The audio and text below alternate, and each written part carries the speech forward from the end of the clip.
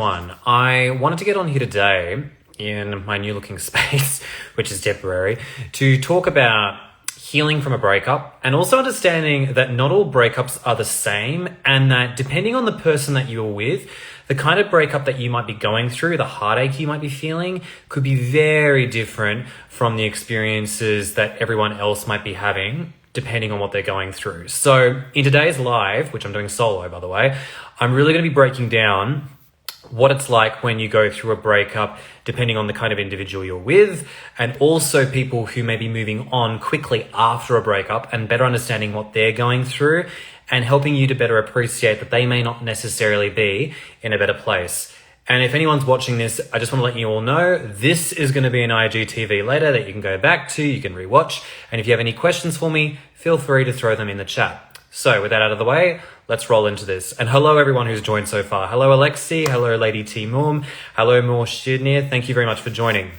So with regards to a breakup, let's just define what that is basically. You've gone through a relationship, it could even be with a close friend or a family member, and most in this case it's going to be with a lover, and you break up with them and you're also feeling, in most cases, pretty hurt about it.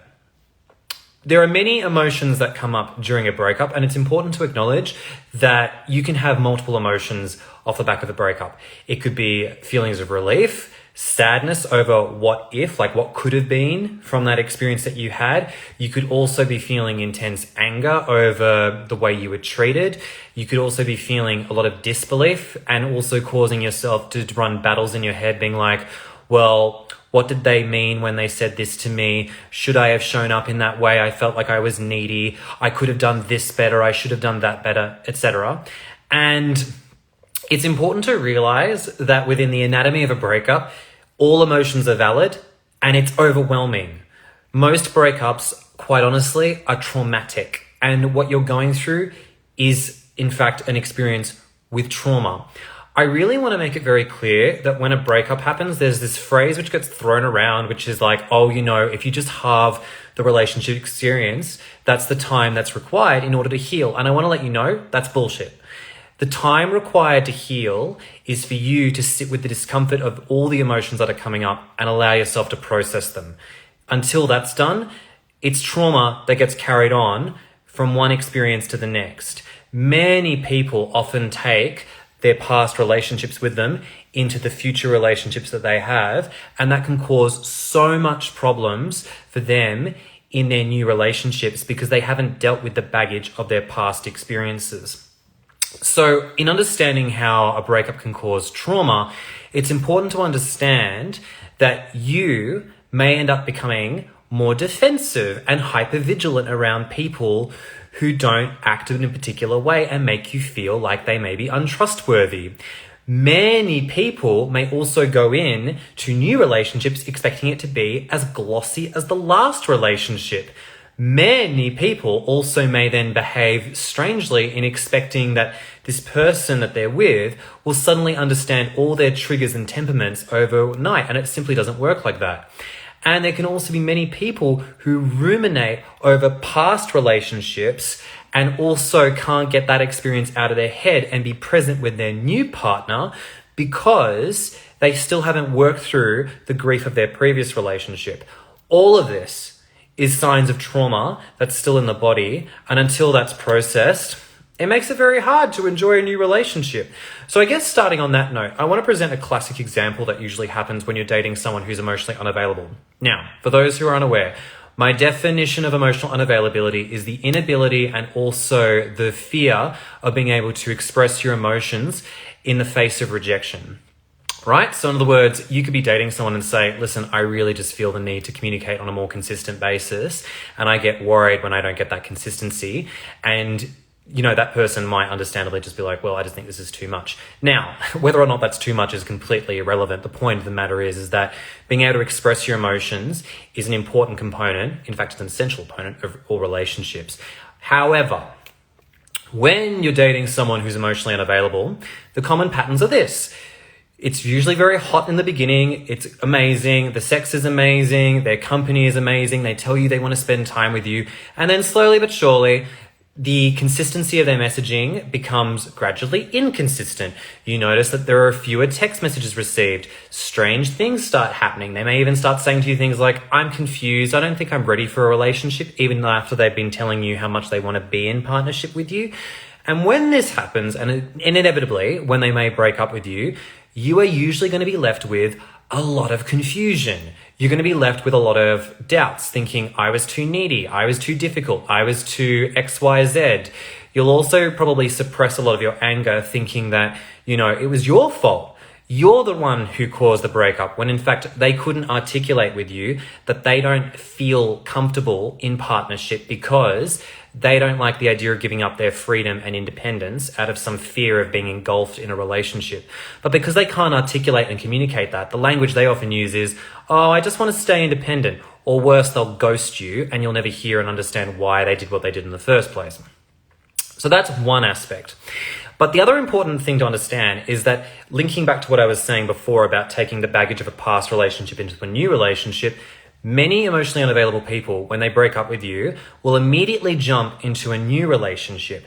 And you, the recipient of this breakup, who is still feeling all the shit of the breakup, may be thinking, how the hell did they move on so quickly? How the hell have they got a new partner so quickly and are seemingly doing better than me because all you've got as evidence is social media?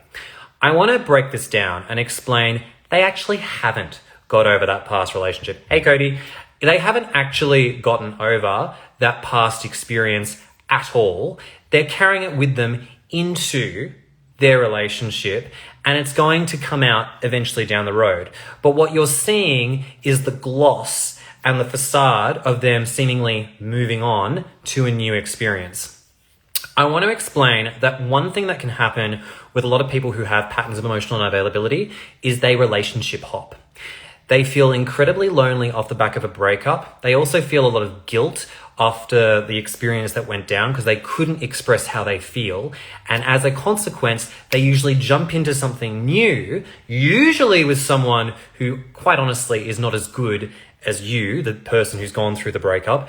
And they do that because they're not feeling good inside of themselves, but they're looking for someone in that moment to just satisfy their own feeling of loneliness. And they may quickly escalate to being in partnership with this person just to make themselves feel better about themselves.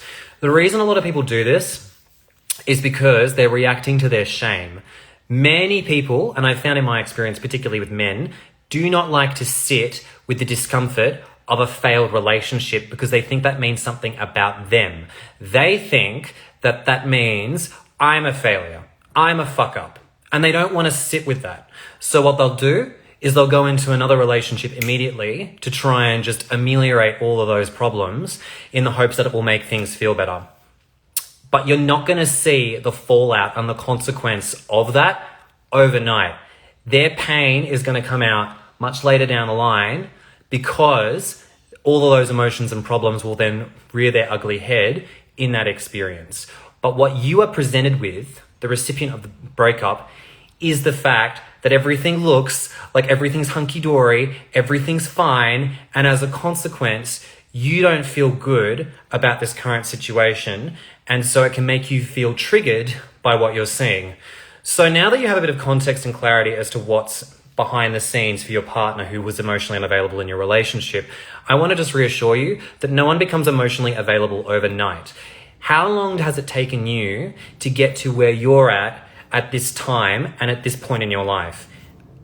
Quite honestly, it's taken me a lifetime to get to the ability where I can actually communicate myself without fear of rejection. And to be honest, for someone who's emotionally unavailable, to get to the stage where they can be in committed partnership and also express themselves emotionally would take a shit ton of time and effort to work through. So I just want to reassure you, they're not suddenly a transformed human being overnight. It doesn't work like that. The other thing to be mindful of is, please, for the love of God, take time away from the triggers and reminders of those kinds of people, because it's only going to create a loop in your head that you're not good enough. It's so important to realize that when you've been the recipient of a breakup like that with someone who's an emotionally unavailable person, first of all, it's going to feel like it's your fault, which is a valid feeling, and it is not your fault. You didn't deserve what happened to you. This experience happened completely out of the blue, if you'd been communicated with consistently, it would have probably given you the reassurance that you may not have felt during that experience, because I can guarantee when you're with someone who's emotionally unavailable, you often feel intense butterflies, you often feel anxious as hell. These are all signs that you're with someone who doesn't give you reassurance. And more often than not, it's important to come back to your body and just process a few things that are along the way. Firstly, it's important to process that you may have had a great imagination of where this relationship was potentially going. Please honor that. Cry about it. It's so important to feel your feelings about the future that you could have had with your partner. It's also really important to accept and forgive yourself for what you did not know and realize it's done, and what has happened is simply what's happened. You couldn't have done any more with what you had with that person you're with. And finally, please get angry. Go to town on paper, write about how you feel, and really express everything that comes up for you. Because if you don't do that, the risk you run is continuing to beat yourself up without actually expressing your understandable angst and anger towards yourself and also to your partner. Once you take that anger out, you will actually start to feel the peace off the back of that experience. Surefire ways you know that you're not over it is that you start to feel a bit of tension in your chest whenever reminders of your ex come up, and it can lead you to talking about it and oversharing it when you're dating, and that's a clear sign that it's not out of your system yet. If you don't connect with your mind and your body over a breakup and you don't allow those emotions to come up and to be worked through, you are taking that breakup with you over time, and it's just one of many other pieces of trauma that you are experiencing that goes with you into the future. So that's one experience. But there is another kind of relationship breakup which can happen, which is different as well. Similar, but different. If you've been with an abuser, someone with narcissistic patterns of behavior, there are a few differences that happen along the way. More often than not, when you break up out of that space, one of the feelings you get off the back of that is relief. You often feel like, thank fuck, I'm out. I don't have to deal with that idiot or that abuser again. But you can also experience extreme withdrawal.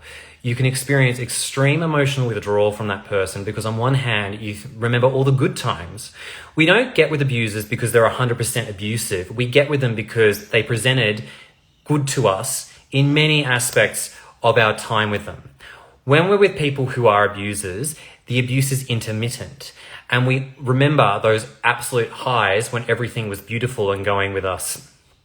I'm just going to pause here and say hello to everyone who's on here. Thank you very much for joining.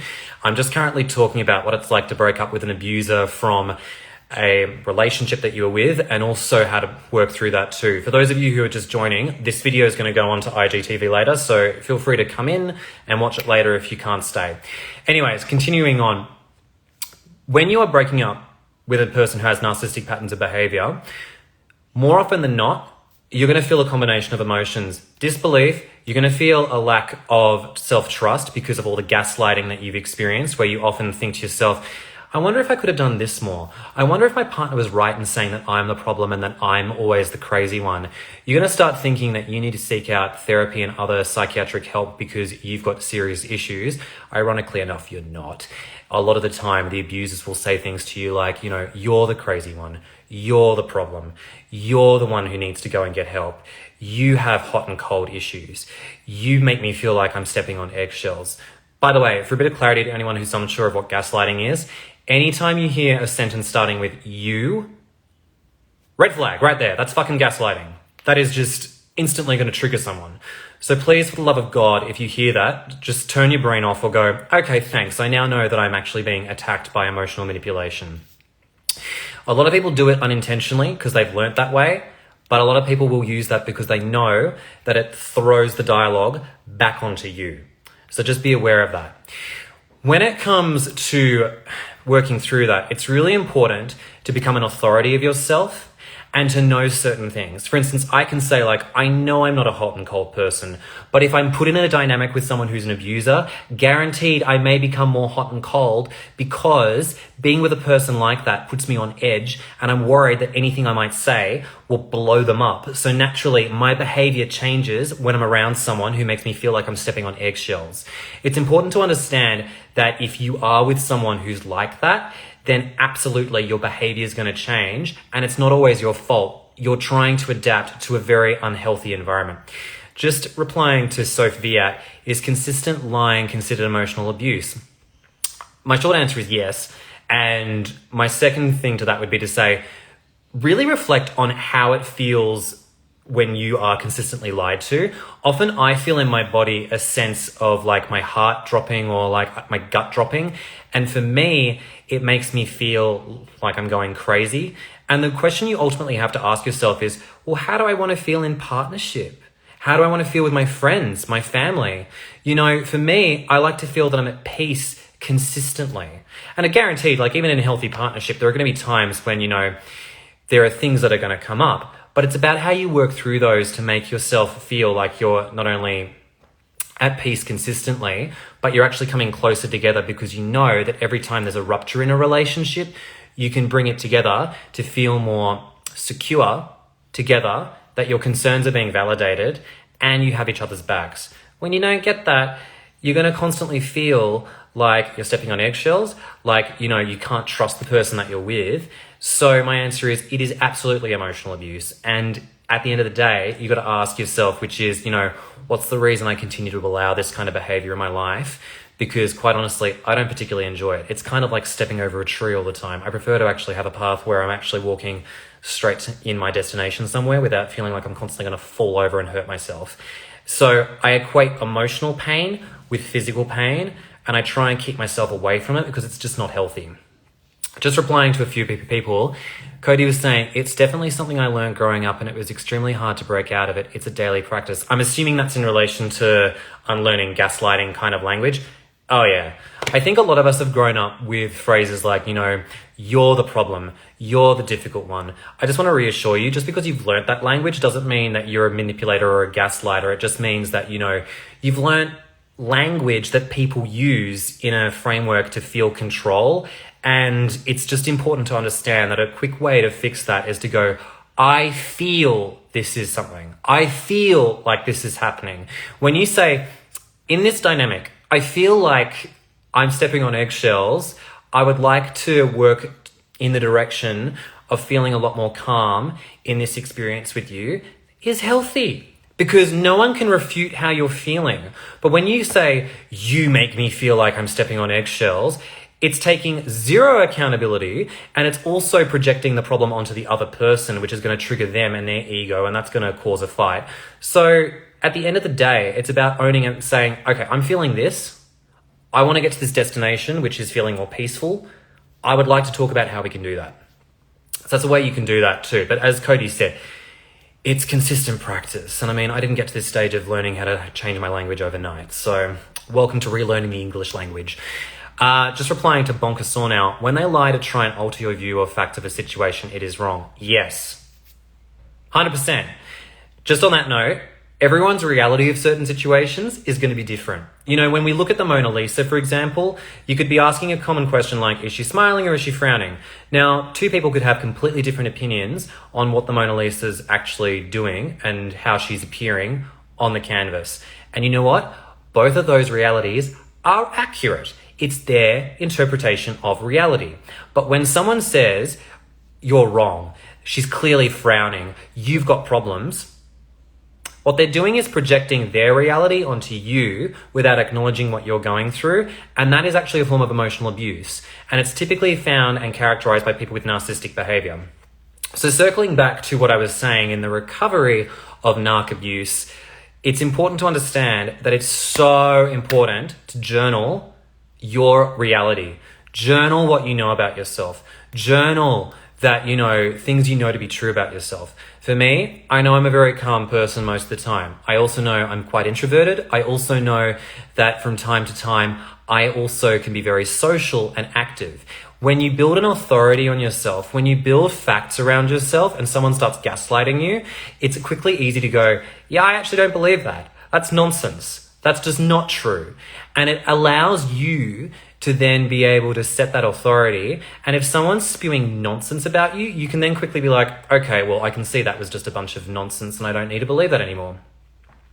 When you have that, It also allows you to work through your mind. Usually I drag on mindset work and self-development, not because it's not helpful, but because at a certain point you need to work through emotional well-being too. But mindset work is really powerful in recovering from gaslighting, because when you can start looking at the facts of your situation, it becomes a lot easier to be like, okay, well, I know this to be true about myself. I know that I'm actually someone who, feels the way I feel about my situation, and I don't have to surrender my opinion, my identity to someone who doesn't actually know me. So I just want to give that as a bit of a proviso.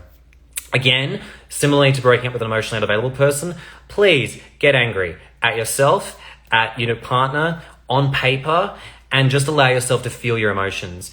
Just because you feel like you've fucked up in your last relationship doesn't mean you are a fuck up. Just because you feel like you've had a string of toxic exes and that you must be a problem doesn't mean you are a problem. It simply is just allowing yourself to feel those feelings, allowing that to pass like seasons in the wind, and that will allow you to feel a lot better about your situation. When you don't allow that, it just causes you to constantly ruminate and constantly go over yourself and beat yourself up, being like, oh my God, I'm such a toxic person magnet. I always attract narcissistic partners. I'm such a horrible person. I never have it easy with, healthy people, blah, blah, blah. And it's not to say that those feelings aren't valid. They are very valid. But it's so important to just get them out of your system. Now, before I talk about one other kind of breakup, I just want to continue answering what people have asked. Cody, do you have any insight as to why people grow up to become narcissists? Oh boy, that's like an IGTV for another day. But basically, to give you the short answer, yes, there's a combination of things that happen for that. Basically, narcissistic patterns of behavior are formed out of complete self-rejection and a desire to survive by whatever means necessary. So typically you will find that people who've come from very abusive backgrounds or a lot of entitlement typically become the most narcissistic individuals. So essentially what you're looking at is someone who isn't born a narcissist. They're created by the environment that they're in. And essentially what happens is they're made to make sure that they can selfishly get their way with anyone around them in order to feel better about themselves.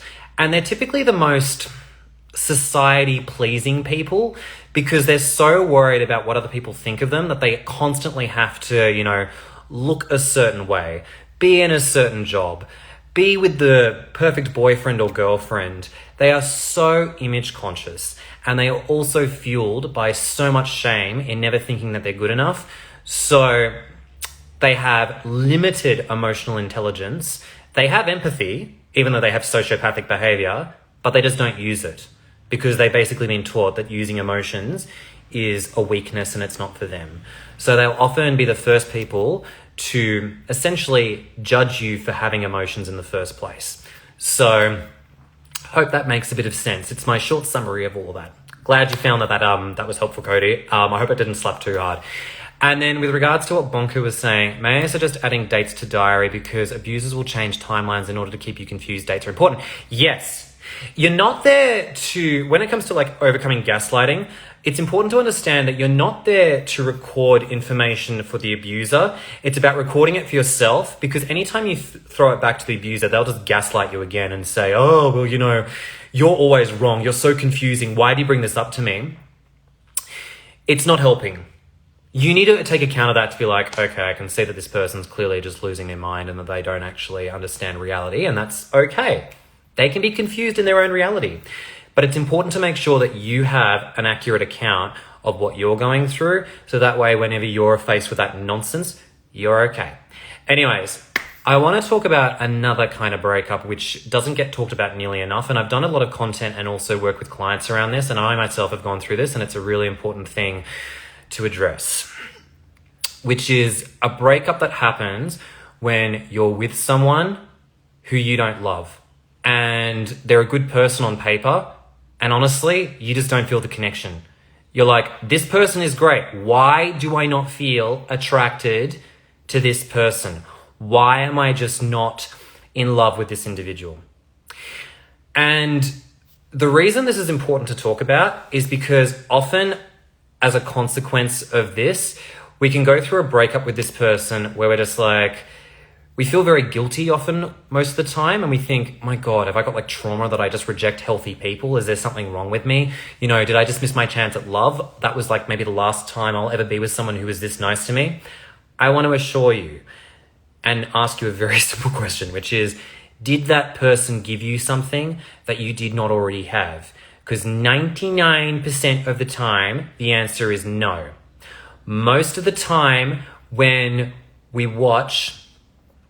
with someone who is lovely, but we don't love them, it's because they don't give us anything that we don't already have inside of ourselves. For instance, they can be empathic. They can, maybe be very nice and lovable and friendly, but we actually already have those components inside of us. They don't bring maybe that ambition, that, side to life that we don't already invest in ourselves.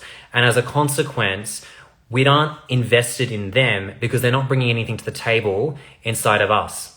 So I want to reassure you that when you go through that experience, really reflect on previous people that you've been with and what they brought to the table, because more often than not, what we get excited by and also why we fall in love with people in the first place is because they give us a lot of elements to who we are that we don't already have.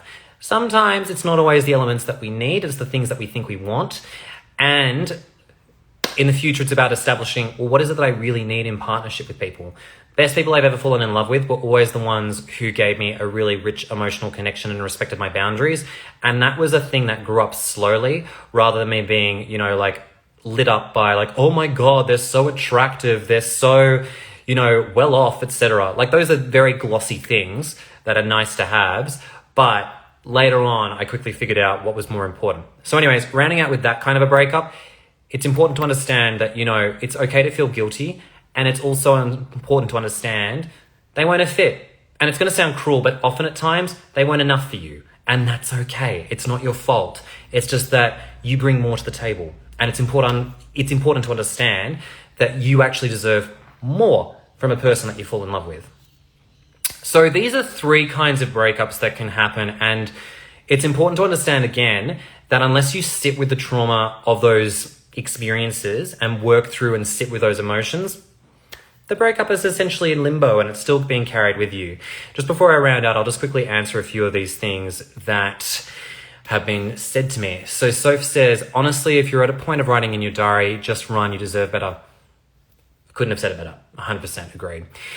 Bonka was saying, to go. That's totally fine. I will post this up very shortly. And I can see Estelle wrote a question, which is, do narcissists ever feel remorse for the pain they cause? It's a tricky one because on one hand, I think that look, I'm not a mind reader, but I think they probably run from the pain that they cause people. I'm not sure if anyone has ever gone through this experience when they were a child, but when you've been told off for doing something naughty, a lot of the time that shame that we feel is something that makes us feel like, I just want to get the hell out of here. And sometimes when someone exposes something that you may feel shameful, something like, for example, habits of behavior that you don't particularly like about yourself, there can be this tendency for us to want to retreat inside of ourselves or to run away or to shout and be like, don't talk about that thing. And it's the same thing that can often happen with people with a lot of toxic shame, which is they will actually lash out. Like some people will actually physically hurt their partner in those moments where they're exposed for that stuff. They may actually run away, or they may want to try and escape the situation by whatever means necessary to shut you up and to stop feeling that shame. So when you ask the question, do they ever feel remorse? I think it's less remorse and more like, I just want to do anything I possibly can to avoid sitting with the discomfort of what I've potentially done to someone else. And so I think that's generally where people with narcissistic patterns of behavior go when that's triggered. So anyways, that is my TED Talk for the day. Thank you for coming. Just to let everyone know again, breakups are unique for everyone. They're not all the same. And it's important to realize too that just because your ex appears to be doing well doesn't mean they are doing well. Just because you've gone through a breakup and it's been, you've experienced a relationship of 6 years doesn't mean that breakup needs to take 3 years of recovery. It'll take maybe longer if you don't sit with those emotions, but that's why it's so important to sit with your emotions and process the crap that comes up in order to heal from it. Don't listen to anyone who says, should be over this by now. If they're saying that, they're not honestly on your side. And if you're looking for further support on this, I'm obviously here. I'm a breakup expert. I've gone through enough of them in my own time to understand how to heal from them very effectively. But the last thing I'll say too is, if you're looking to work on this for yourself, start writing everything that comes to mind. Get a journal, pen and paper. Don't type. It doesn't help with the mind-body connection, in my experience. Just start writing. Get onto paper. Write all the emotions that are coming up for you. Please cry. It's so healthy to get those emotions up about the potential of what could have been. Because if you don't do that, you're only going to delay your own healing from this. And when you work through that, you're in a better place to navigate and move on with your life. I went through a breakup recently that was pretty traumatic because it was in that honeymoon phase, which is always a killer time to be broken up with. And I got through it within about a couple of weeks, just because I processed a lot of this stuff. Sure, there was a bit of emotional withdrawal. It wasn't fun. I don't enjoy breakups, but it's about learning how to overcome them. So that way, when you're dating, the last thing you're concerned about is a breakup. You're like, okay, well, if this happens, I know how to heal myself relatively quickly and I'll work through it. That's my bit of wisdom for the day. Hope you all do well, and thank you very much for coming today. And how do I end this? Here we go.